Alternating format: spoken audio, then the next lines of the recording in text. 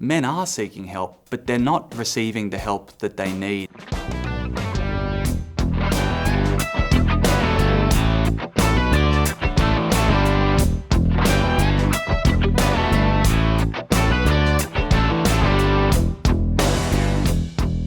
The reason I decided to pursue working with the RMS cluster is because we need more collaboration in this space.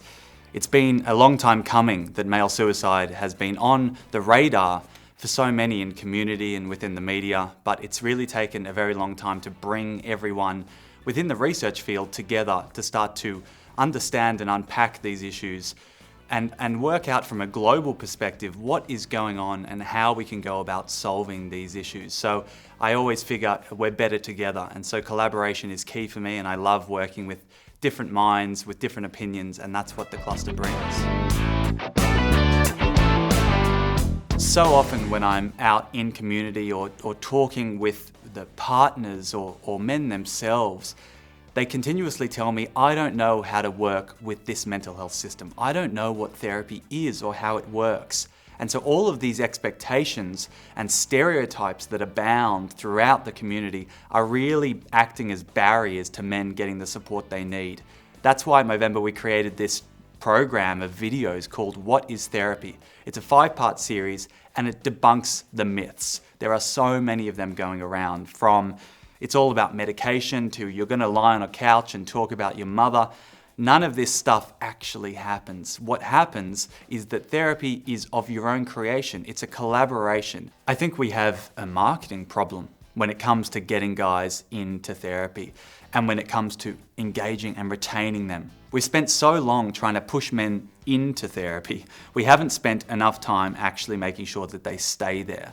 And so what we need to do is understand the whole journey. That is reaching, responding and retaining men in treatment. And that requires the mental health practitioner to speak to guys and not assume what they need, but actually ask them. Men in Mind was born out of some of my early work throughout my PhD, which was trying to answer the question of why men don't seek help. And more, as I delved into the literature, it became clear that that question was actually the wrong question to be asking.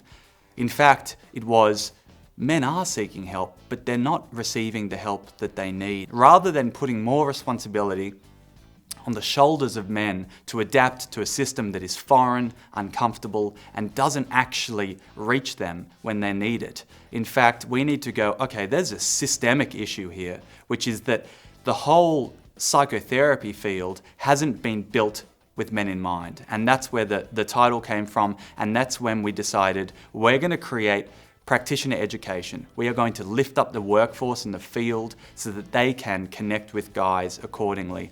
The practitioners started to jump on board, and I got thousands of them rolling in saying, oh, I didn't even know that I needed this. I think that we've been going for so long at talking about the problem when it comes to male suicide. And I think that what's really important is that we understand that that narrative hasn't worked. We're not seeing enough shift in the way that these statistics are looking. So we need to come at it from a strength-based narrative. We need to look at guys and go, what keeps you alive? What keeps you here? What can we give you? What can we offer? How can we bolster social connection, community, resources in a way that you're going to actually connect and engage with them? For too long we do this top-down situation where we work in an ivory tower, we build a resource, we send it into the world, and guys go, what is that? That's not something that I want. You didn't ask me. And so what we're trying to do moving forward as a field is to make sure that everything is built with the guys and is built in community, so that when you go to them and you say, here is this resource, they go, that's for me. That's what I need. That's what I was looking for.